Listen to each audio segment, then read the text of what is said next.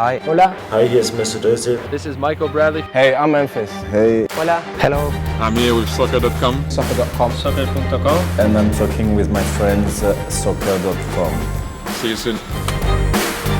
Hey guys, Josh from SoccerReviewsForYou.com, bringing you my review plus on-feet video of the brand new TechCraft 2.0 Nike Mercurial Superfly 5.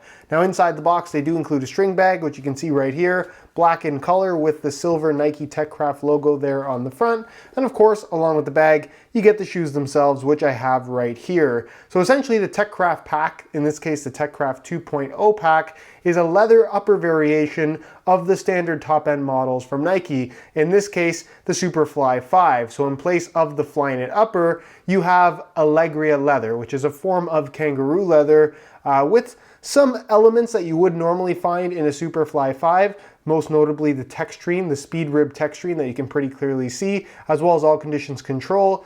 But there's also some noticeably absent features, and the end result is a product that does feel a fair bit different than a regular pair of Superfly. So of course we're going to talk about all the details in today's video. We're going to take a look at the weight of the shoe, as well as take a look at how these things fit and feel on feet. So if you are interested in learning more about the TechCraft 2.0 Superflies, stick around and watch the entire video. If you're interested in a pair of these for yourself, there'll be a little pop-up on screen, or you can click the first link down below. That'll take you to the review page on my website, where you'll find buy it now links with exclusive SR4U coupon codes. We'll be able to pick these up below their normal $315 retail price. So again, if you're interested in a pair, first link down below, go ahead and check it out. And with that being said, let's get right into the review. To start things off, let's talk tech specs and also kind of highlight what the major differences are between a regular Superfly 5 and this new TechCraft 2.0 version. Now, obviously we have had a TechCraft pack from Nike before in multiple colorways, but those were all on the previous generation of Superfly, the Superfly 4.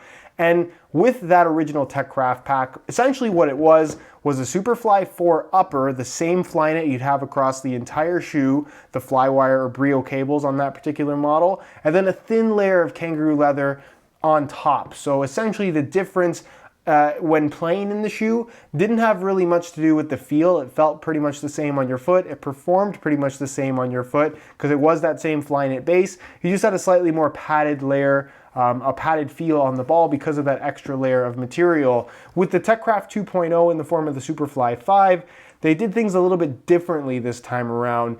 Instead, you're maintaining the Flyknit through the middle of the upper here, kind of in the tongue area, and then of course in the dynamic fit collar, giving it that mid-cut design, but the rest of the shoe is just straight up leather. They completely stripped it of the Flyknit. So you're getting this Allegria leather as the upper for the majority of the shoe, which is a pretty significant thing. This means that this is a true leather Superfly. You're not necessarily getting that Flyknit base. You're not even getting Flywire cables here. This is a straight up leather upper. What they have maintained though is the speed rib texturing, which you can see looks a lot more like the Vapor 10 just because it is a true leather material that they can just kind of add texturing to, which is pretty interesting that they were able to do that. It looks very, very well done, very precise in terms of how the final product ended up. And across the entire TechCraft 2.0 pack, you're going to find this embossed pattern on the surface, which almost gives the finish kind of like a suede nubuck type, almost softness to it. It's really, really unusual, but isn't necessarily something that's going to have a major impact in terms of touch on the ball. As far as the leather itself is concerned, it's like I mentioned at the start of the video called Allegria leather, which we have seen on some fancy limited edition variations of the Nike Tiempo Legend 5 and 6. If you guys saw my video on the Pirlo Legend 6s that went up not too long ago, that featured an Allegria leather upper.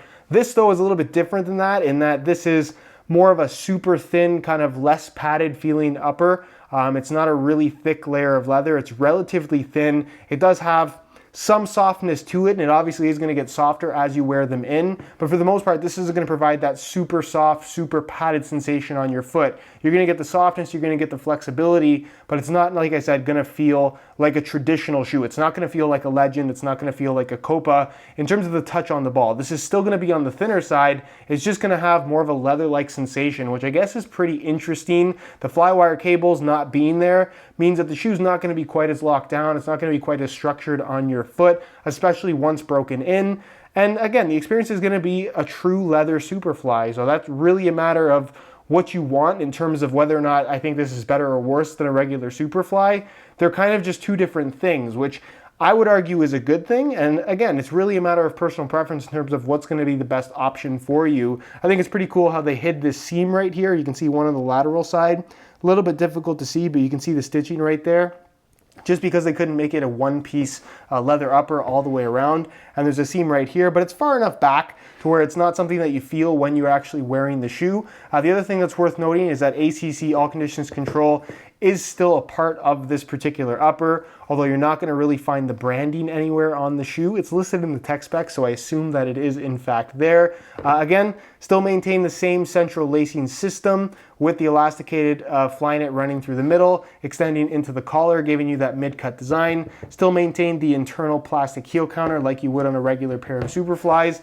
Internally, everything is the same as well. You get a synthetic leather heel liner with a decent amount of padding. The insole fully removable. It features a mesh liner on top, and it's made from this ortholite foam material. Again, same thing you would regularly find in a Superfly 5. And then the sole plate and stud pattern also remains unchanged. It's the Nike plate sole plate, which uses a special vacuum forming manufacturing process that allows them to make this entirely out of one single layer of material, which means that it's anatomically shaped. So instead of a regular sole plate being completely flat, imagine my hand as a foot and the table as the sole plate on a regular shoe. Because the sole plate is completely flat, when pressure is applied from side to side, there's that possibility of your foot sliding on the top of that sole plate, which is pretty much going to happen no matter how locked in, how well that shoe actually fits you. With that being said, with this shoe, you essentially sit slightly inside of the sole plate.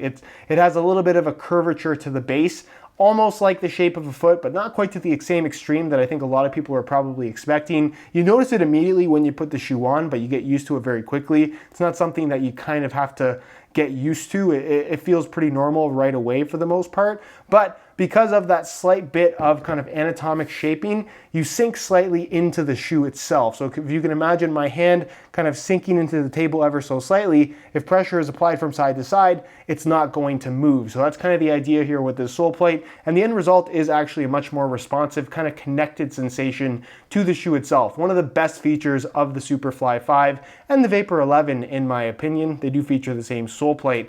And then of course, firm ground stud pattern. For those that will ask, I believe the TechCraft 2.0 pack will be firm ground only. Not really sure at this point, but that is likely going to be the case. And as far as the firm ground stud pattern is concerned, it's the same thing you'd normally find. It's typical Mercurial, and that is very, very aggressive. Tons of bite when pushing off in any direction. And in my opinion, the best stud pattern that they've ever put out. On firm natural grass, if you're looking for very, very aggressive traction, this is one of, if not the best options out there in that regard. So definitely good marks in terms of traction with the Mercurial line in general. So just to sum things up, this is a leather variation of the Superfly 5. You don't get any of the Flyknit base, and the end result is a shoe that does feel a fair bit different than a regular pair of Superflies. We're going to talk about it a little bit more during the on-feet portion of the video, but essentially, thin leather upper, minus the flywire cables. You maintain the ACC. You do get the speed rib texturing as well, but it's a thin leather that still is going to provide a thinner touch on the ball, just with a different type of feel on your foot, just because it's a completely different material. In terms of weight, I thought we'd compare the TechCraft 2.0 Superfly 5 to a standard pair to see if there's any significant weight difference between the two, given that they do have different uppers. So keep in mind that these are both in brand new condition and both the exact same size 9 US. So this is a very fair comparison. We'll start off with the regular Superfly 5, throw it on the scale, and you can see that they weigh in at 6.8 ounces, the equivalent of 192 grams. So remember those numbers, change the scale back to ounces, pull these off, and we'll throw on the TechCraft 2.0 leather model, and you can see that they weigh in at 6.8 ounces, 192 grams. So down to the gram, they are exactly the same weight, at least this particular two pairs that I have right here. There's going to be minor variation just due to the fact that they're mass produced, but nonetheless, the takeaway here is that there really isn't a weight difference that's going to be noticeable at all when these shoes are on your feet. So if you are trying to decide between the regular Superfly and the TechCraft 2.0 model, They're both very light, and like I said, weight really should not be the deciding factor. Aesthetically, the TechCraft 2.0 Superfly 5 looks great, at least in my opinion. You have a very simple color scheme here with black and metallic silver. It's not just a simple black shoe though. You can see that you do have the texturing from the upper that gives it a pretty interesting look. And then when you get up close, you have that embossed graphic within the leather itself. I'm not sure what you would call that particular pattern, but it looks very, very good in person, especially when you're up close. You can see that the way they incorporated the Nike swoosh is by way of a cutout around the leather. You can actually see the edge of the leather right there, kind of giving you an idea of how thin this actually is as well. And I believe this synthetic piece, just because it's kind of a continuation of what seems to be flowing underneath the leather, I presume that that's part of the liner. You have it there on the medial side as well, except this one is solid silver, where this one is black with a silver outline. You maintain more of kind of a white and black or light gray and black color combination within the Flyknit that it runs through the collar, heel area, and middle of the foot. Black laces, of course, the silver Mercurial branding there at the back with the synthetic leather piece, just to, I guess, give it that TechCraft vibe.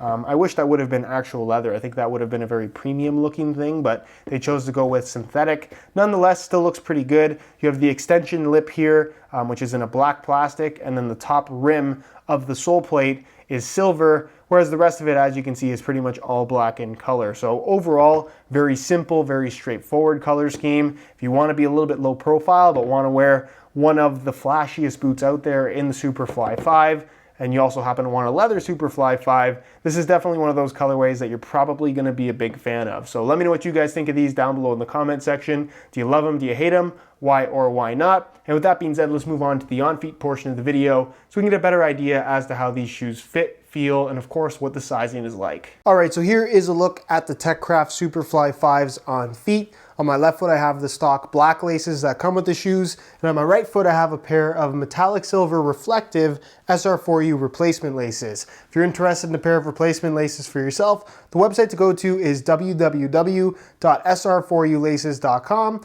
There'll be a little pop-up on screen as well as a link down below in the description of this video. So if you're interested in a pair, be sure to go ahead and check that out. Now, in terms of how these things fit and feel on feet, out of the box, I think these will surprise a lot of people because you probably would have the expectation of putting these on and having that soft leather feel on your foot with the Superfly shape, but that's not necessarily the case. I put these on and honestly, they don't feel that much different than a regular pair of Superflies. They do feel thinner, and the material itself, just because it's a thin leather, doesn't necessarily have that little bit of softness, the sock-like feel that you get from the Flyknit upper on a regular Superfly. Instead, it's a little bit firmer. It does take some time to soften up. The shoe does have a synthetic liner on the inside, so that does have a little bit more of a firmness to it. And again, just because the leather is so thin, it doesn't necessarily have that plush sensation on your foot. It's going to require a little bit of break-in time just to feel soft and, I guess, more leather-like for that matter. But for the most part, the feel, like I said, is pretty similar to that of a regular Superfly 5. You don't have the flywire cables, so not necessarily the same amount of lockdown through the midfoot area of the shoe, but still pretty solid fit, very similar in terms of overall feel. It's still mid-cut, has the same general fit in the heel. So again, just take your time with the break-in process, both in terms of the upper as well as the heel area. It just takes some getting used to. But once they are broken in, you're gonna have that soft, flexible, kind of soft, natural leather sensation that you're looking for if you're interested in a leather variation of the Superfly. As far as width is concerned, yes, these are going to stretch a little bit because they are leather, but that synthetic liner is on the firmer side. I expect it to hold pretty well. So don't expect these to stretch a ton. And again, the overall shape of the shoe is still on the narrower side of things. So it still has that tight fit, and still, I wouldn't really recommend these for wider foot types. If you've worn Mercurials in the past, you have an idea of what to expect with these. They're going to be similar width-wise to other Mercurials and the Superfly 5 for that matter. As far as sizing is concerned, it's exactly the same. I'm wearing my usual size 9 US here, and the fit and length is absolutely perfect. So if you are looking to order a pair of these for yourself, I would strongly recommend, just like the regular pair, to go true to size for the best possible fit. All right, guys, that is it for my review of the TechCraft 2.0 Nike Mercurial Superfly 5. Again, if you're interested in a pair of these for yourself, you can either click the little eye in the corner of the screen, or it'll be the very first link down below in the description of this video. That'll take you to the review page on my website, where you'll find buy it now links with exclusive SR4U coupon codes. You'll be able to pick these up below their normal $315 retail price. If you have any questions regarding this shoe, leave them down below in the comments and I definitely will get an answer out to you. If you enjoyed today's video, found it helpful and informative, be sure to support it with a like. Subscribe if you haven't already for daily videos on all the latest and greatest soccer gear. You can find all of my social media information linked in the description as well. And other than that, guys, hope you enjoyed today's video, and as always, thanks for watching.